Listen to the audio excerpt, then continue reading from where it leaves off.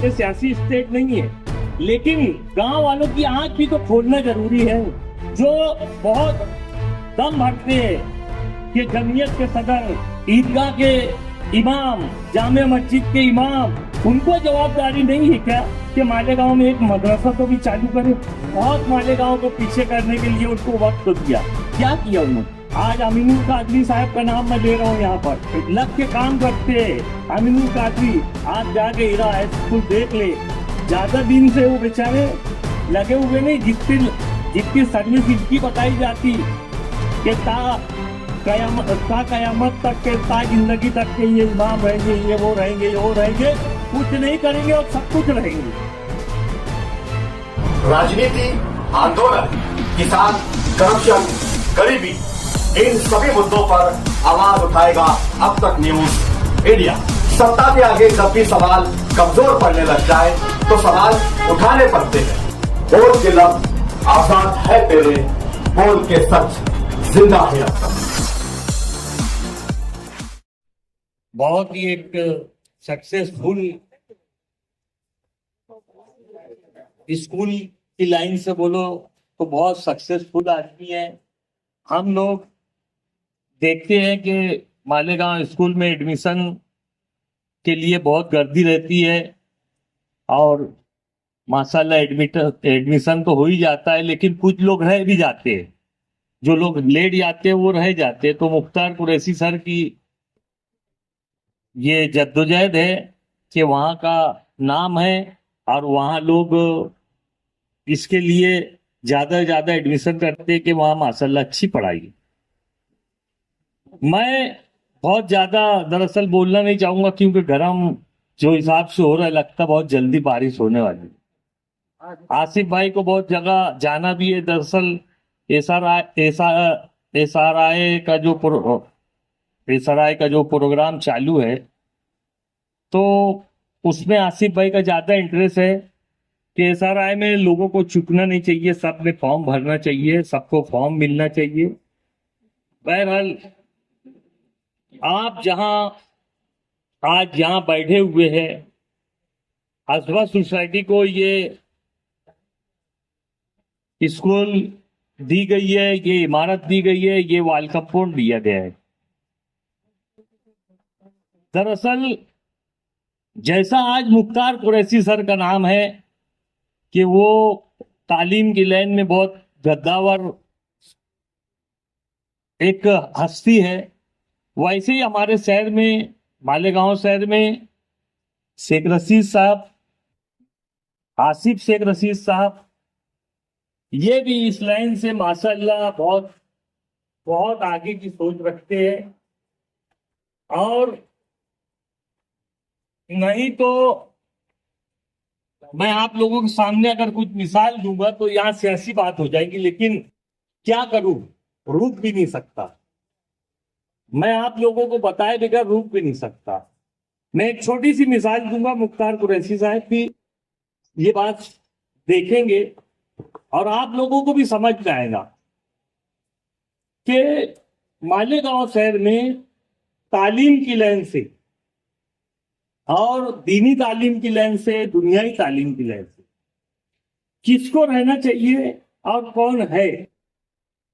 जैसे हमारे सामने बैठे हुए मौलाना जमील, ये रियाजुल जन्ना मदरसा चलाते हैं और ना जाने कितने रियाजुल जन्ना मदरसा इन्होंने चालू कर दिए।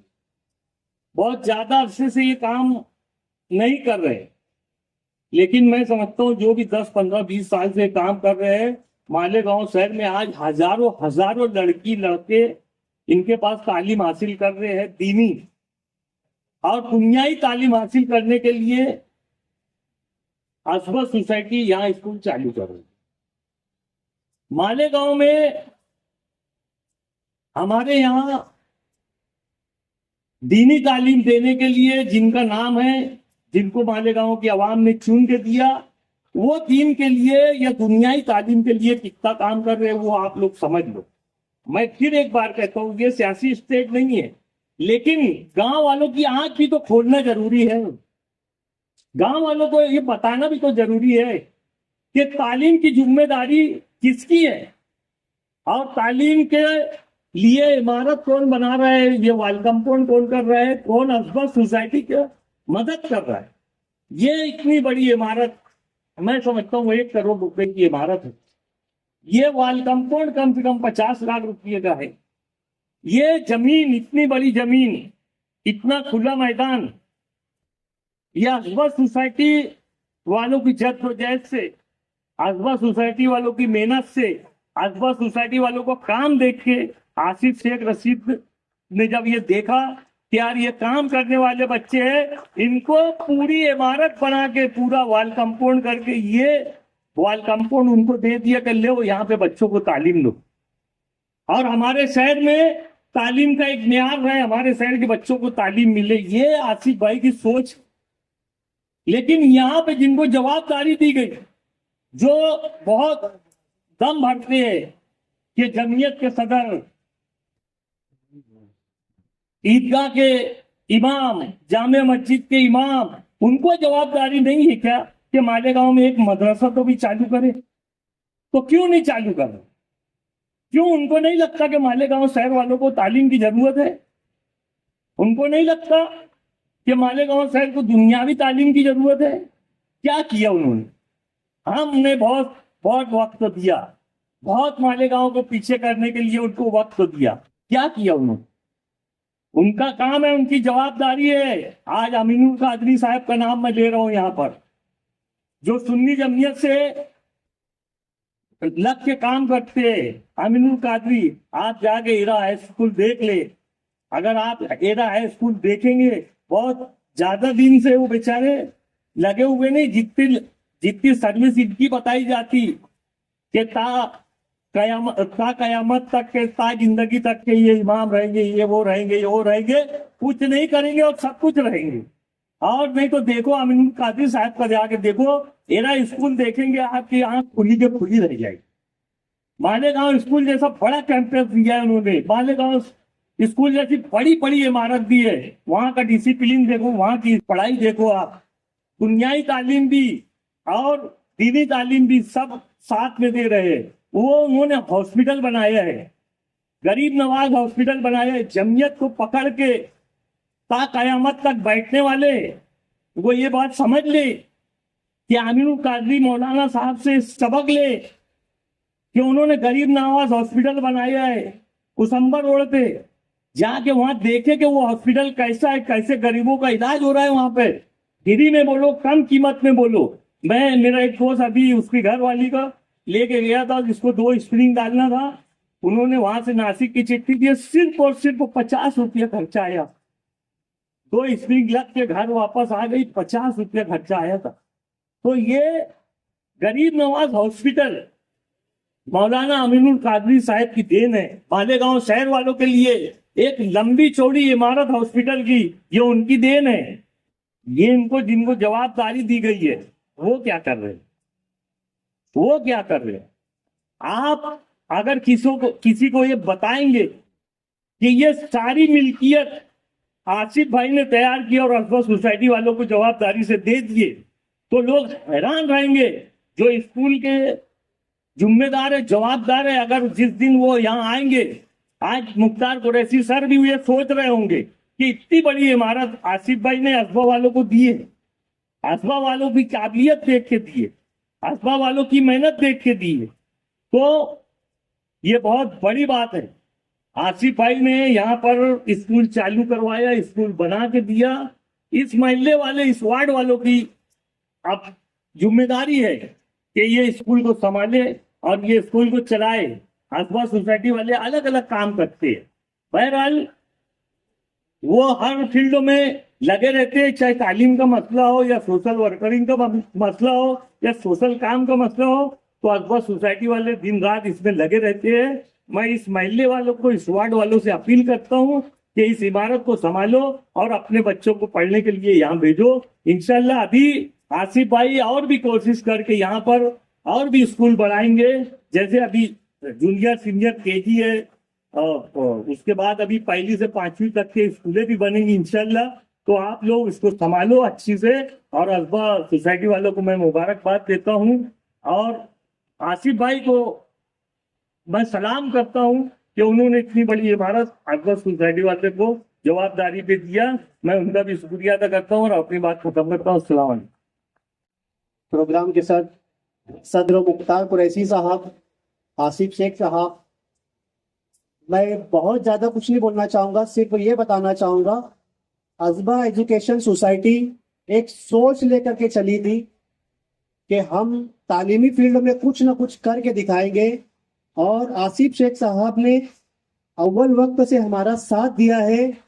जिस वक्त उन्होंने हर स्कूलों में कंप्यूटर बांटा था, शायद आज हर स्कूल में कंप्यूटर बंद हो चुके होंगे, बट अज़बा एजुकेशन सोसाइटी के कंप्यूटर आज भी काम कर रहे हैं अल्हम्दुलिल्लाह।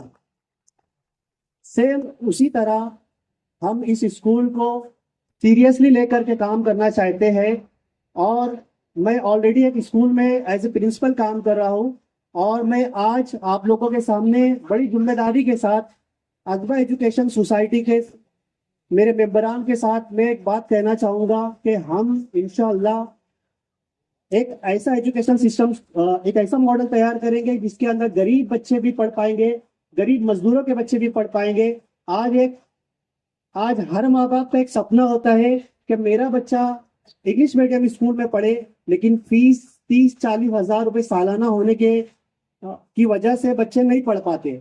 लेकिन हम लोग इंतहाई मुनासिब फीस के अंदर इंशाल्लाह बेहतरीन एजुकेशन आप लोगों को पेश करेंगे इंशाल्लाह।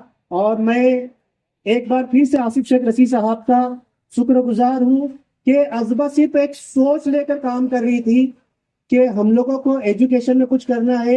आज आसिफ शेख की हिकमत अमली के तहत आप लोग ये तामीर देख सकते हो, ये उनका तालीम दोस्ती का एक और सबूत है। बस इतना ही कह के मैं अपनी बात खत्म करता हूँ। Thank you.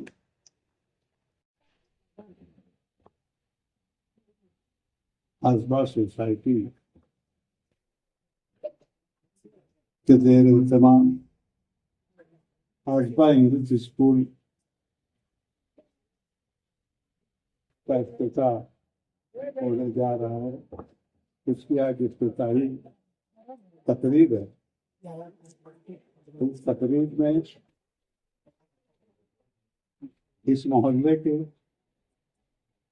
गुरबजवार के मोअज़्ज़ज़ शख्सियत यहाँ मौजूद है। हमारी काफी माए बहनें भी यहाँ मौजूद है। आप लोगों की हाजिरी और मौजूदगी ही इस बात का सबूत है कि आप इस सोसाइटी और इस स्कूल के क़याम से, अपने महल्ले में इसके क़याम से आप लोग बहुत खुश हैं। आपकी दिली मुराद भर आई है, और बहुत सारे अफराद तो जैसे जैसे होंगे जो कारोबार में मसरूफ होंगे वो नहीं आ सकते होंगे। जिस वक्त इसकी बुनियाद यहाँ डाली गई, वाल कंपाउंड शुरू किया गया, इस इमारत का फाउंडेशन डाला गया, तभी से लोग आते जाते इसको देखते होंगे, और इसी के सहारे आप अपने बच्चों के भी मुस्तकबिल को बेहतर ताबनाक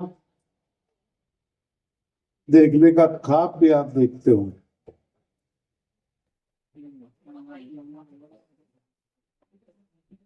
ये सोसाइटी के जो जिम्मेदारान है अज़बा सोसाइटी के, ये सब नौजवान बच्चे हैं, नौजवान लोग हैं।